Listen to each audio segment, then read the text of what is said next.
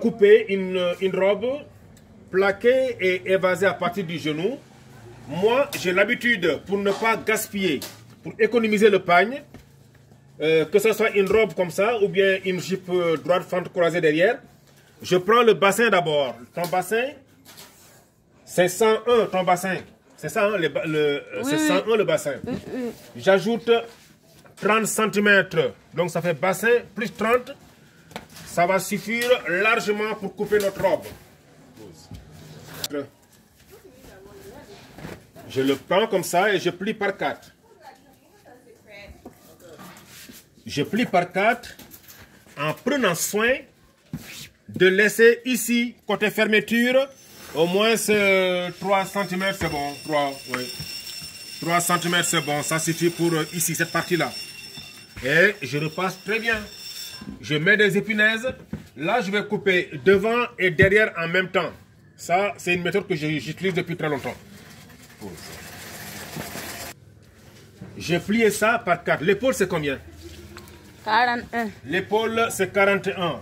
Je prends 41 et je le place ici. Pas ici, mais ici. Je trace, j'ajoute 2 cm valeur de couture. Ensuite, je fais une pente de 3 cm.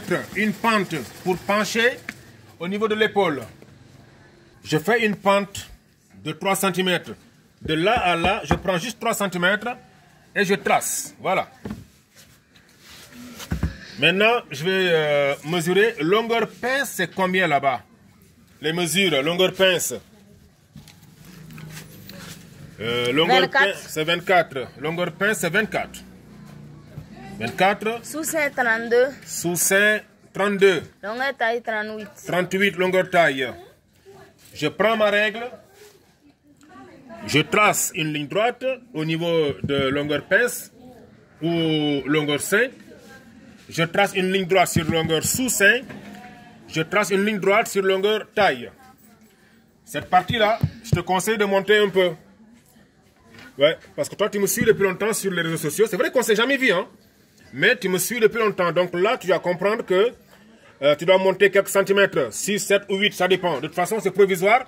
Parce qu'après, on va tailler pour les manches. C'est ça. Maintenant, je prends ma poitrine. C'est 92 la poitrine. Je prends 92 poitrine. J'ajoute 5 cm. Ça me donne combien? 97. Oui. Que je divise par 4 et placer sur la ligne de sein.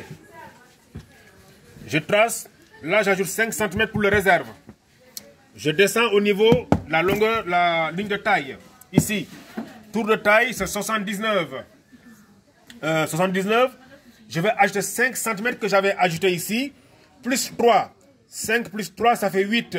Les 5 correspondent à la valeur de couture. Parce que je vais couper ici pour attraper.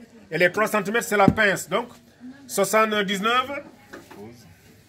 79 plus 8, ça fait 87. Que je divise par 4 et placer sur la ligne de taille, madame. La ligne de taille, ici. Je fais comme ça, j'ajoute 5 cm ici. Voilà. Maintenant, le bassin. Bon, les mesures que tu m'as envoyées, il n'y a pas montant de bassin.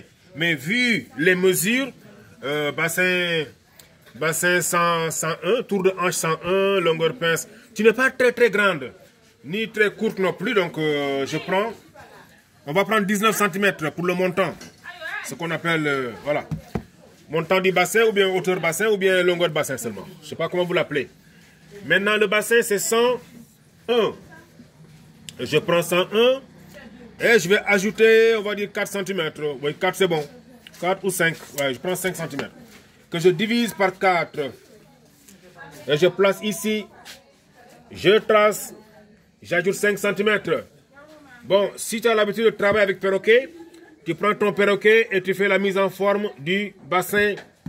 Là, pour la forme ici. Maintenant, souvent le problème que vous avez, c'est à partir d'où on doit monter le volant. Tu ne m'as pas envoyé longueur robe, mais si on prend longueur jupe, ta longueur jupe longue, plus longueur taille, La longueur de la robe longue, ça ne dépasse